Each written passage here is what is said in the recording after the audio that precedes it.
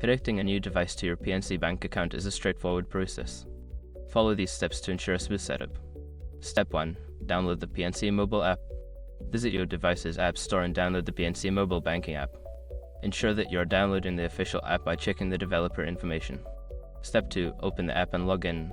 Once the app is installed, open it and enter your PNC bank credentials. If you do not have an account, you may need to create one first. Step 3. Verify your identity. You may be prompted to verify your identity through a code sent to your registered phone number or email. Follow the instructions to complete this verification step. Step 4. Set up device recognition. After logging in, navigate to the Settings or Security section of the app. Look for an option to register your new device or enable device recognition and follow the prompts. Step 5. Confirm and save settings.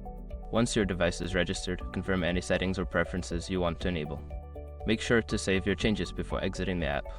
Now you are ready to use your new device with PNC Bank. If you encounter any issues, consider reaching out to PNC Bank's customer support for assistance.